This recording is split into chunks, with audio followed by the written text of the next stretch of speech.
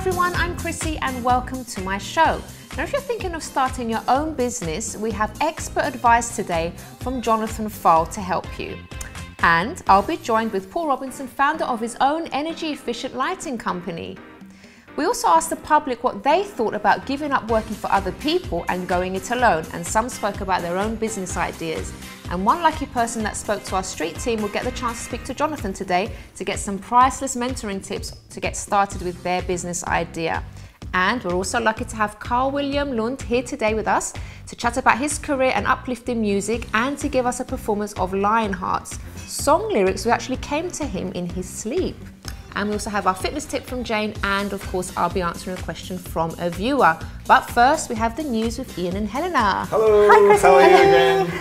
Blimey, you're too energetic today. A lot of things coming to me in my sleep. You've been eating chocolate, haven't you? I've had chocolate. Not chocolate, no. No? Coffee. No chocolate. Coffee, okay, that's why they're Me so high. chocolate, her coffee. Right. Both high. So, oh dear. Oh dear. No, But you do have it's some really news. lovely. We do have some we news. do. Yeah, tell us about it. So our wonderful venue in London, the Science Museum, had a fantastic guest open up one of the information galleries, Her Majesty the Queen. Ooh. Who turned up and sent her first tweet. Just turned Yeah, up. she's turned up. She did. No, she was invited and turned up. Does she actually send that tweet, or does she get some? She sent the tweet. She did So, send and then the she's tweet. going to have someone doing that for her from now on. She's going to have someone Yeah. doing it for her. What's her- Unfortunately, Yeah, there was a bit of a downside to it, which is just it's you know, our culture, isn't it? Really. it's our culture. Within 10 minutes, she was Unfortunately. trolled.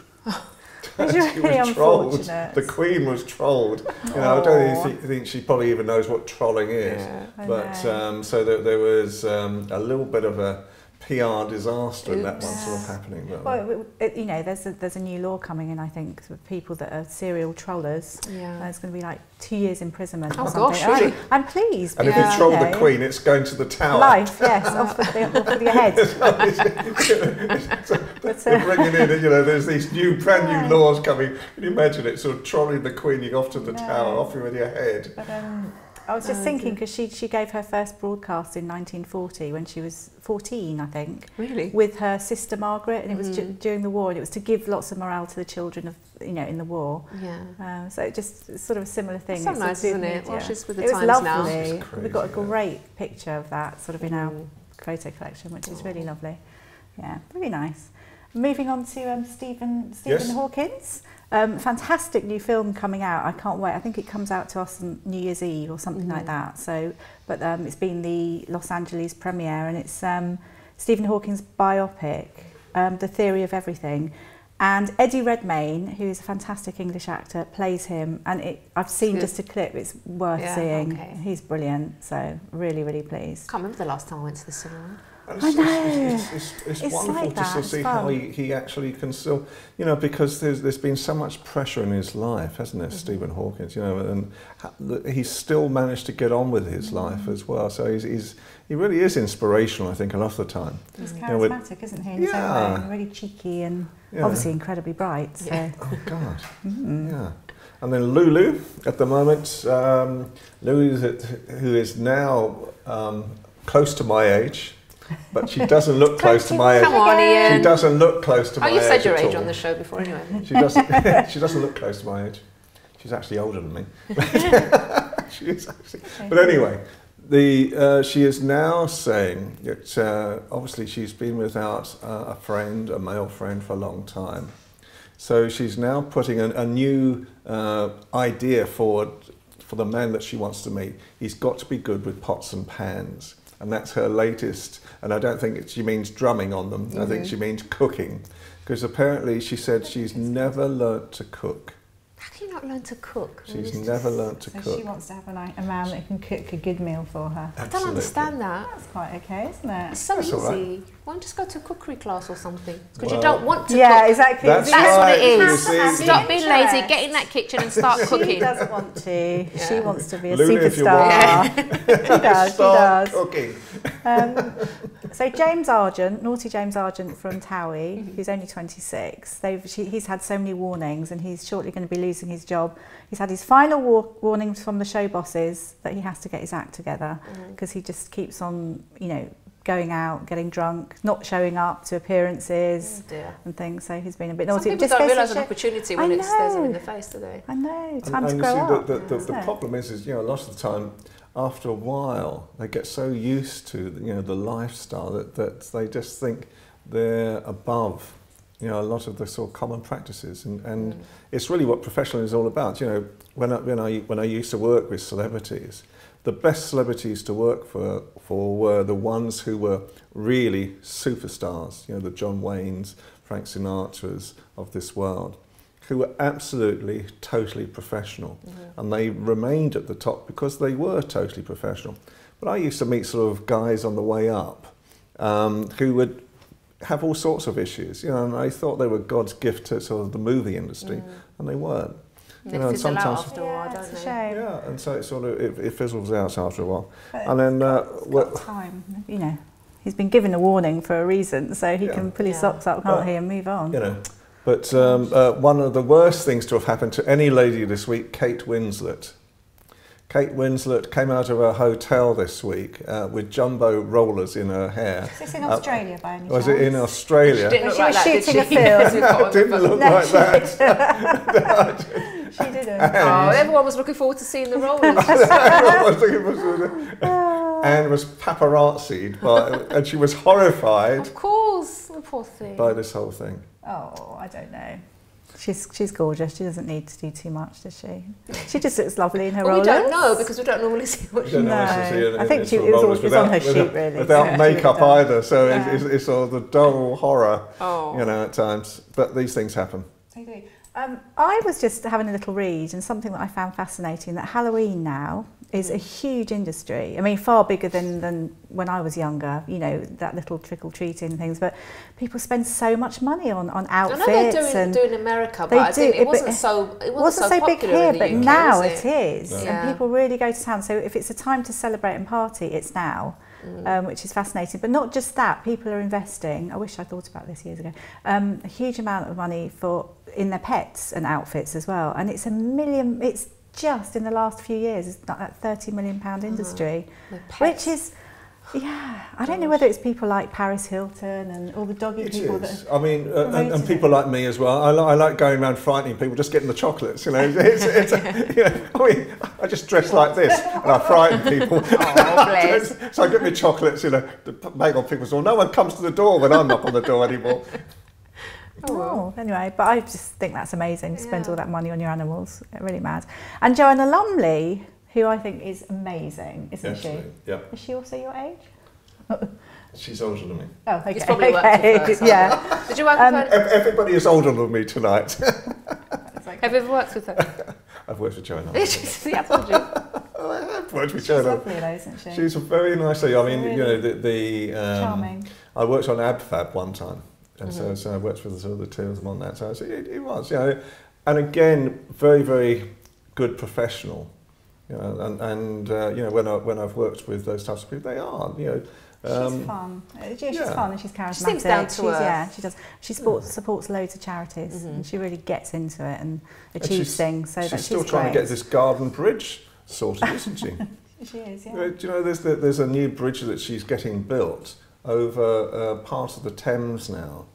There's going to be a garden, so that people can actually sort of weave in amongst the sort of the garden. Beautiful. That's nice. Yeah. Oh, wow. So she's Really created this sort of beautiful. new garden bridge thing, and that I think Accessible to everyone. Yeah, so that's now been approved, I think. Nice. They should do more things like that. Yeah. It's a nice sort of thing to actually sort of walk through.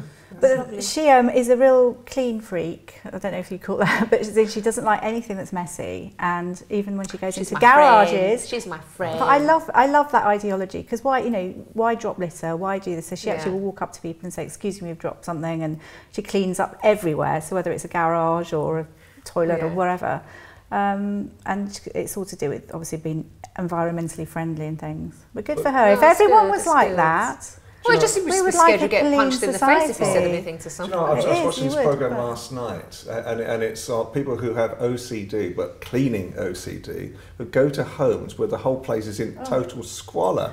And I can't believe how some people live their lives. And then the whole show is that the people with OCD who love cleaning, they spend hours cleaning, go into these homes and clean the home. I've seen that programme. It is horrible, but I did see that the woman that cleaned the toilet actually licked the toilet as well No. after she cleaned it. I'm sorry to say, but I was like, Can you move on, that's a bit brave, isn't I think it? we'll move on because we need to go to a break now. Thanks for leaving us with that. With that image, Helena.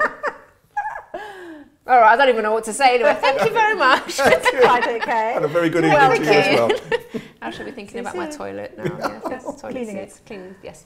Okay, well, do stay tuned because in the next part I'll be speaking to Paul Robinson, director of Maple Bear Limited, a lighting company that focuses on being energy efficient. And we'll also hear what you, the public, have to say about setting up your own business. And we have our fitness tip from Jane.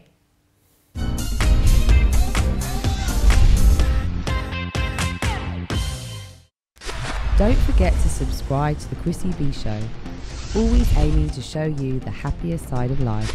You can find us on YouTube, Facebook and Twitter.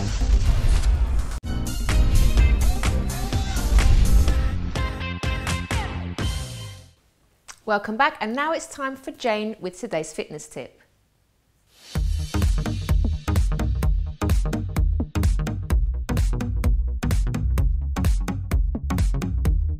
Hi, I'm Jane. Welcome to our top fitness tips for the week.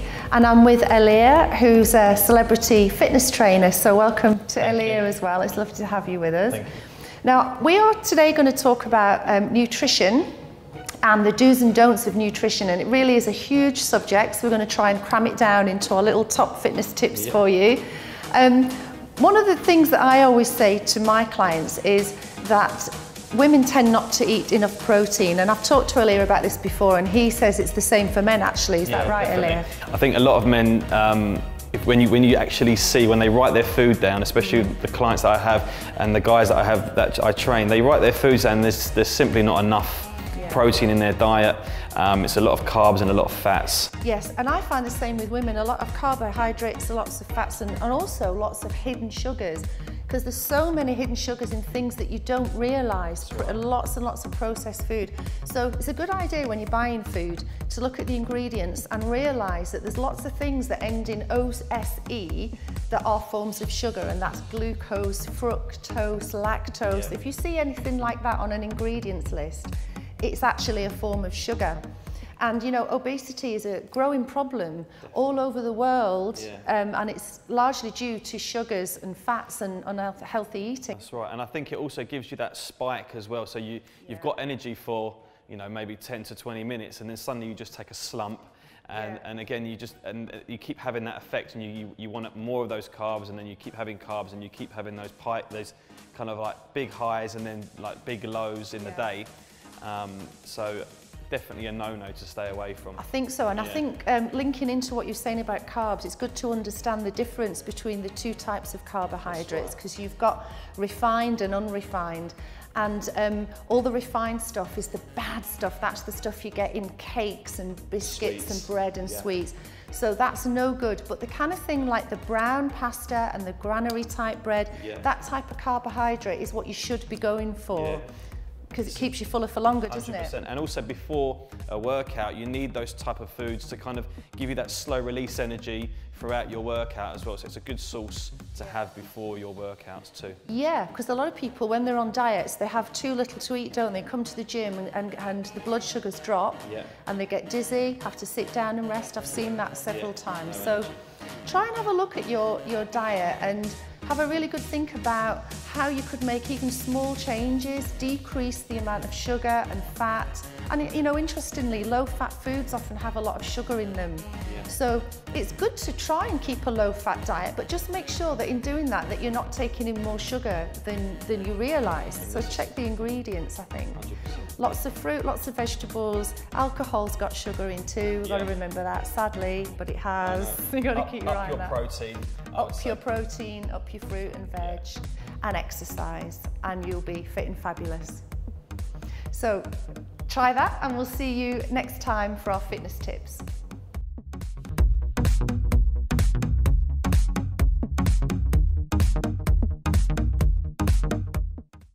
Thank you very much, Jane. Now, before we speak to guest Paul, let's take a look at our interviews with the public, finding out what ideas you all have about businesses and starting up one of your own. Have you ever wondered what it would be like to be your own boss? I've come down to central London to ask people what business they would set up if they had the opportunity and why. A fashion company for taller people, because even though you get models who are really, really tall, no one actually makes clothing that fits people who are like over 6 foot properly. Oh, you had a fashion business for 24 years, so... Did you? Yeah. What was that then? Italian fashion. Something to do with personal training, I'd say, because I've always been into sport, so it'd have to be something to do with fitness, and that's what it'd be. What made you start up your own business though? I've worked for myself ever since I was 32, because to work for someone else, you've got to respect them, haven't you? Yeah. And when you're a know-all, you think you know better than them. So did you sort of go so that you love the idea of being your own boss and not having to answer to somebody else? Well, I think if you've got initiative and you don't ever think of failing, I think you can't do wrong. A Harry Potter store, I think. A what? Harry Potter store. Oh, is it? Yes. And why would you set that up? Because I'm a nerd. But I retired 18 months ago because I'm 78. Okay. Wow, well done. Okay, so a few ideas there, and later on Jonathan's going to be giving his take on that. But now it's time to meet Paul. Hello. Hello Paul, how are you? I'm good, thank you. So you've come here to tell us all about your business. Yes. What's your business called first of all? So the company is Maple Bear. I chose a very Canadian sounding name for a reason. Okay. And it's been quite helpful just to give the right impression. Okay. So how did it all begin for you? Was it something that you were thinking about for a long time, or did you have other plans to do other things? Well, going back quite a few years, I was interested in business, like some of the people you're asking on the street. They've got a business idea, they'd like to go and do it. And I had that idea while I had a number of different jobs. I worked in a bar and stuff like that. And, but in the back of my mind, I was thinking, well, what kind of job? So then I came across lighting. Well, energy efficiency in general was the basic idea. Was that a concern of yours already? Well, I was looking at my electricity bills day to day, thinking this is a lot, you know, I don't want to spend quite so much. So what options might be available? So with a background in electricity, I know it quite well, and so I started thinking about different ways to reduce it. And so I was looking at a number of different options. There are solar panels, plenty of them. Lighting was one that I came up with, and a lot of people have heard in the news recently about LED lighting. So I started doing some research and putting together a business proposal. So obviously you found out that there was a need for that, people would be interested in it. You did your market research and everything. Oh, absolutely. I mean, my market research, I was calling up managers of some fairly large companies down the high street, and I just asked them straight up and just said, what about this? Is this something that's important to you? What is it that you would look for? Were they quite open to talk to you, like a complete stranger? Were they quite You have to be quite friendly, okay. You know, admittedly, and some people, they were very busy, so whenever you speak to someone on the phone the first time, just ask them, is this a good time to call, first of all, and that gives them that chance to say no. And more than often, you'll be able to speak to them for a couple minutes, keep it quite concise, and just ask them an honest question, and you should get an honest response. Okay. Now, you've also been mentored for your business, haven't you? Yes. How can you talk us through that? How did that happen? Well, I met at just one of the various business events that you can go to. There are loads of them around in London. Actually, the one where I met Jonathan Pfahl originally at that event is coming up again in a few more weeks. But no, I just met him at an event. We started talking and said, look, I could use some help, and a mentor is a brilliant thing to have. How has it helped you personally? Personally, I have a lot of family who will support me. They're very helpful. They'll give me, oh, well done, you know, we're really proud of you and stuff like that.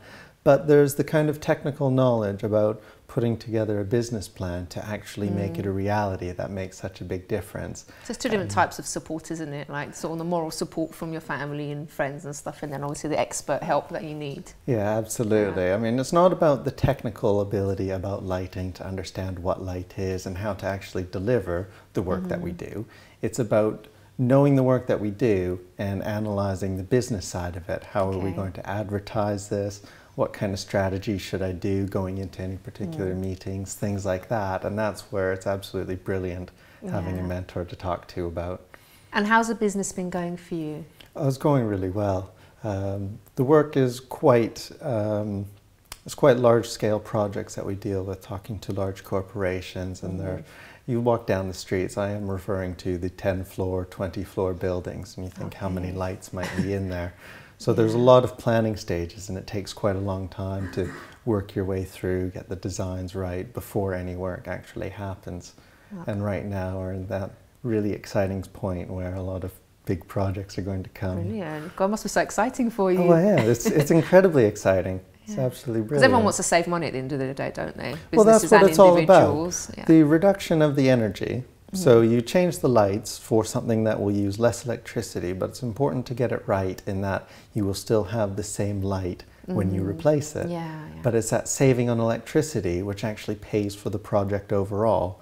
And most of the time you will find that ongoing, you'll actually save additional money after that. Brilliant. So you've brought a few lamps here for us. Yes, Because this is for the viewers at home as well that want to save some energy. Do you want to talk us through the ones that you have here? Yeah, there's a few different ones, and I did decide not to plug them in and turn them on because what people see at home is going to be a little bit different. That would have been fun, but never mind. Oh, I can do it. Everything about lighting you can show, and I do have a display case when I go into meetings with corporate clients. I'll turn them all on because there's different color about lights as well. But this one I think just about everyone is probably familiar with.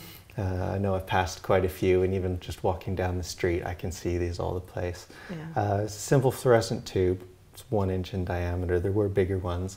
These are basically the thing that needs to go. There are very few reasons why you would still want to have these, but their electricity use is quite high for the amount that you get. So what's the best option then? Well, there are a couple options available, and I'll get into that in a second. This one is the exact same technology. It works the same way, but it's a little bit smaller. And due to the physics behind it, you'll get the same amount of light if you design it correctly. But like, for example, this particular one consumes 14 watts. You can have one that will look the exact same, that will be 20 watts or 24 watts. It's quite similar to the incandescent light bulbs, if you remember those ones, where it would look the same, but there would be 40, 60, etc. So there's not much difference, but you can see with the two of them side by side, they're smaller. The last tube that I brought was quite similar. That's rolling off the table. This one is an LED tube, but the big difference that you'll notice is on the back of it, it's just a solid piece. But just from the side, you can see there's the metal, and there's where the lights actually are. Okay, cool. The biggest problem with these is that the light doesn't come out the back. So if you happen to be walking down the tube stations or something like that, you might see a longer version of these where they're shining light up at the ceiling so it's not dark, and down on the platform where we are. Well, this particular model won't do that. So you have to make sure that the light that you get is going to be right for the application. The last light that I brought is also an LED one. It's just a fairly simple panel. It's quite flat, not much different to a plate, to be honest. And these come in every size that you can imagine. You can get them this big, you can get them square, smaller, longer, anything that you want. But what really matters is what light comes out and shines down on the table where we use it. That's the most important thing. And that's where the business that I set up, that's where we specialize in. Okay. So in terms of sort of pricing and stuff, because obviously that gets balanced out quite nicely, doesn't it? Because are the lamps more expensive than the other ones, but they last longer? How does it work? LEDs last quite a long time. If you leave them on constantly, 24 hours a day, you can expect them to last, or at least the good ones. I'm not talking about the cheap ones off the back of a van, but the good ones that you find. 5 years left 24 hours, 7 days a week. Really? They should last that long. Wow. That's really good. I've got an LED torch, which is actually really quite old now, thinking about it. I think I bought it in about 2002, and I've changed the batteries on them once. Okay, wow, that's amazing. Okay, but you're going to stay with us, Paul, because Jonathan's going to be joining us after the break, telling us a bit more about your business and also helping some of the viewers at home. So do stay with us, and you stay with us too.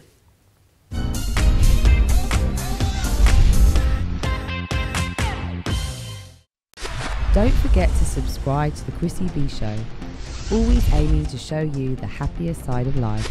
You can find us on YouTube, Facebook and Twitter.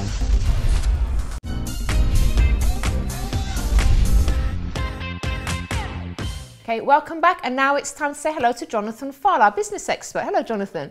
Hi, Chrissy. How are you? I'm very well. How are you? I'm really well, thank you. Very well. So we watched the street interviews earlier, and one of the young ladies called Steph Hale was talking about her business, but we've actually got her on Skype. Ooh. So she's going to tell us a little bit about what her idea is, and you're going to give us some expert advice. Look forward to it. Shall we say hello to her? Absolutely, yes, definitely. Okay, so Steph, are you there?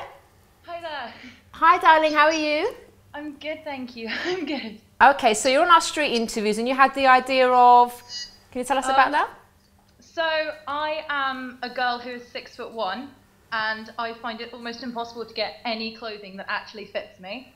I'm 18, so fashion is quite important for me, and I know that a lot of companies that cater to tall women generally cater to sort of the middle-age range, so most of the stuff is sort of business wear and nothing that I'd be comfortable, you know, going out shopping with my friends in or things like that. So you want some trendy clothes? Yes, basically trendy clothes that actually fit tall people, because, you know, girls and guys, they're getting a lot taller as the generations go.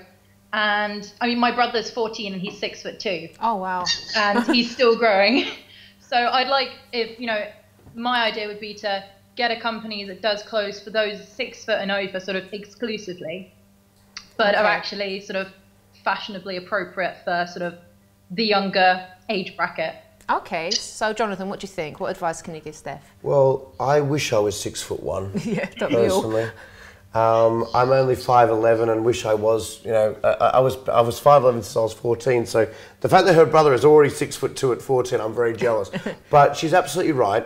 Whenever I listen to different business ideas, the one thing I'm always asking myself is, are you creating a solution to a problem that's being had by a decent sized number of people that other people aren't addressing already? And what Steph very, very clearly mentioned is there's already an audience, there's already a gap for elder generations where there are a number of stores or brands that cater to the larger, taller individual.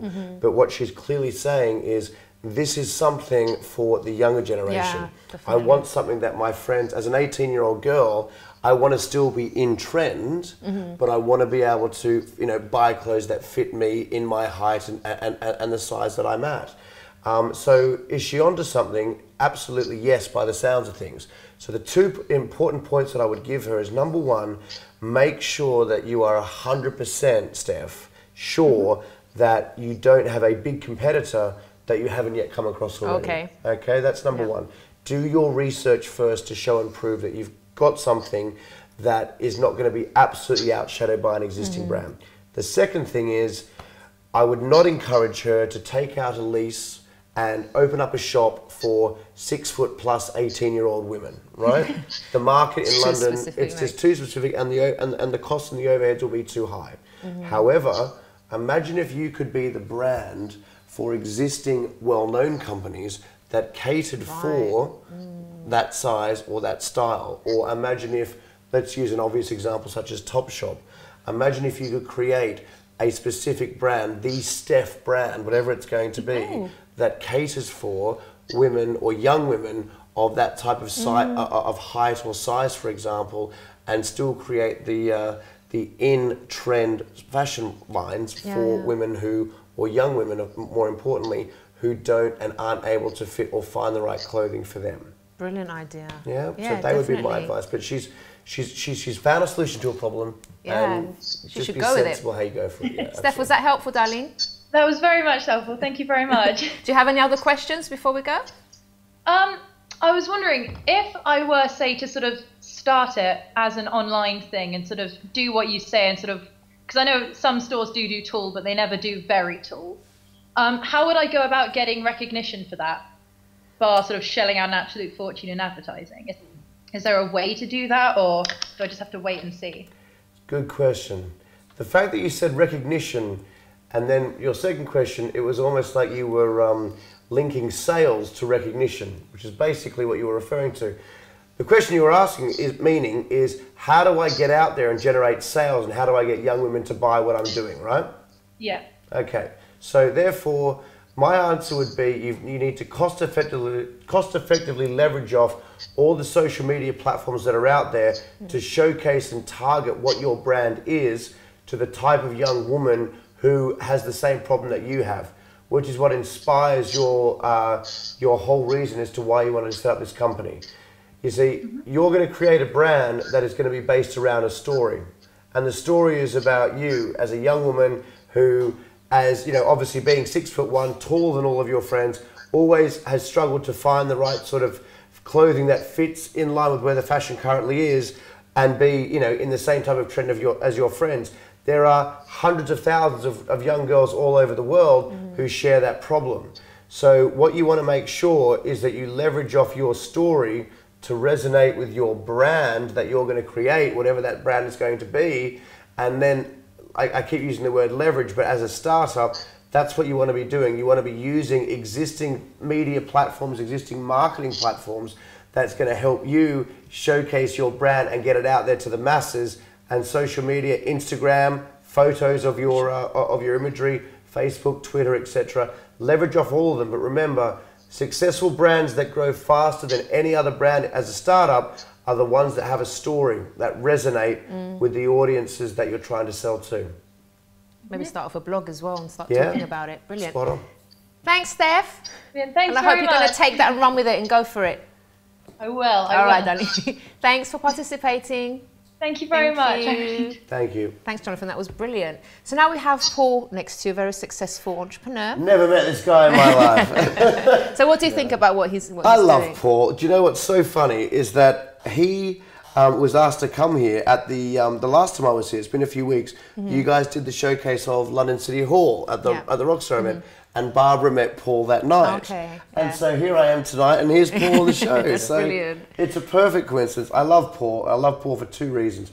Number one, he's one of the most down-to-earth, genuine guys I've ever met in my life. But number two, what I love about his business is that he has really, really found something that he is passionate about. Yeah, which is something you keep saying, isn't it? You heard it before. I mean, in the previous slot, you've never met anyone talk so passionately about lights in their life, and you did a very good job of trying to be interesting. but his customers are big corporate tenants. So when you take on a 10-story, 20-story office building, you don't just have to pay the rent. You as a tenant have to pay for the electricity.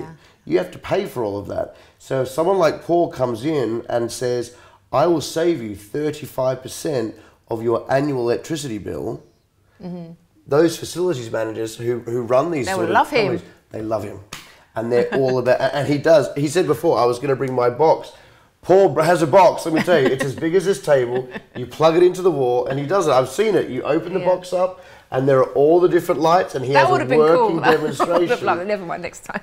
You only have an hour on the show. Yeah, it's true. Now, Jonathan, we've only got 2 minutes left. Okay. Do you think you can cover those business tips? Because I think actually you've given quite a bit of advice already today, speaking to Steph and obviously talking about Paul as well. But is there something, maybe a couple of tips you could give us quickly before we go to break? Absolutely. Number one, I am not going to be foghorn leghorn like I usually am, which is always, every time I come on and I talk about entrepreneurship, I'm always saying the same old thing. Make sure first you've got something that people want. And I've always talked about that. So if you've watched the show before, watch the previous ones, because I've said it that many times. What I will say is follow your heart and follow your passion, because starting a business from scratch is tough. It is hard work, very, very hard work. You've got to have that belief. You've got to have that absolute desire and genuine belief in yourself that you are doing something that you love, number one, and that you are doing something and creating a product or service that people genuinely want. So you make sure you always maintain that desire and belief and follow what you're doing for the right reasons. Add that to the first point. Everything else. All right, so maybe next time you come on, because we've run out of time, Jonathan, next time you come on, you can go into a bit more detail about starting a business from scratch, because we ran out of time today. Paul, thank you very much. Thank you, Jonathan, as usual. You're welcome. And we'll see you again soon, Jonathan. But do stay tuned, because after the break, we'll be speaking to singer-songwriter Karl William Lund about his career and the unusual way in which the track Lionheart was inspired.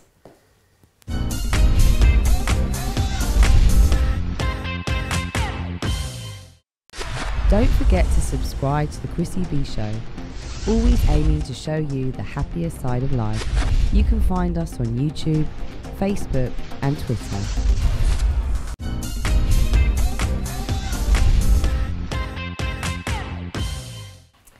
Welcome back, and with me now I have Karl William Lund. Hello. Hello.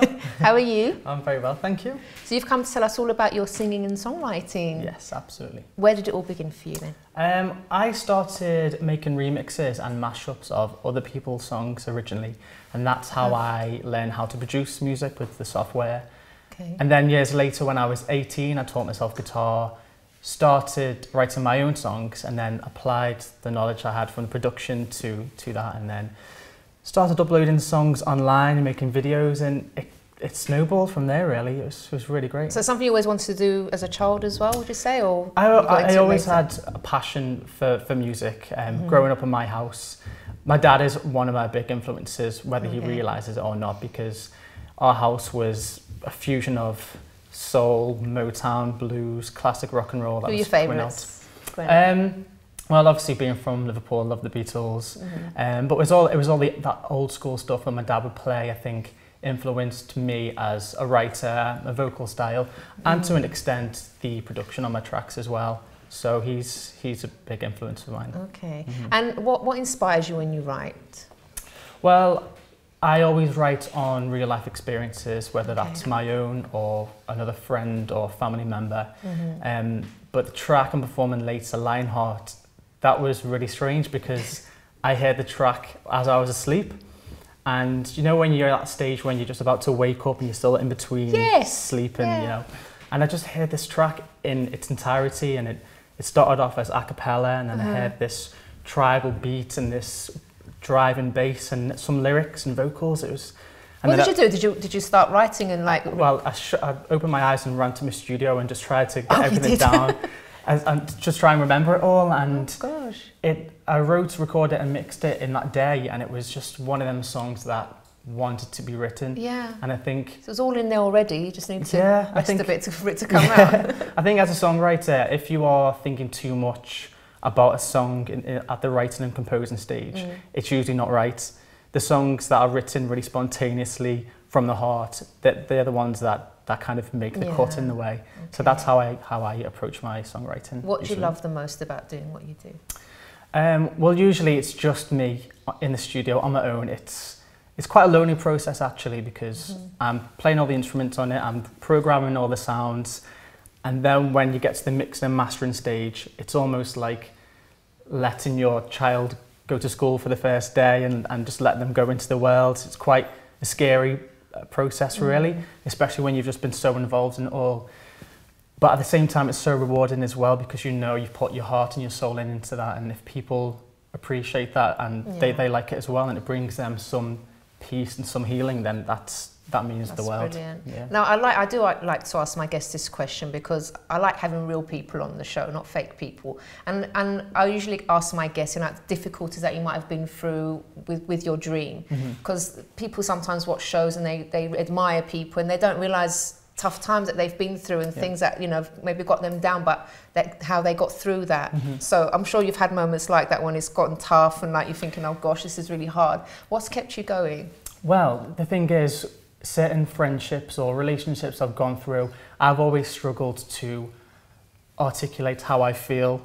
I used to close off and not really speak up if I had a problem.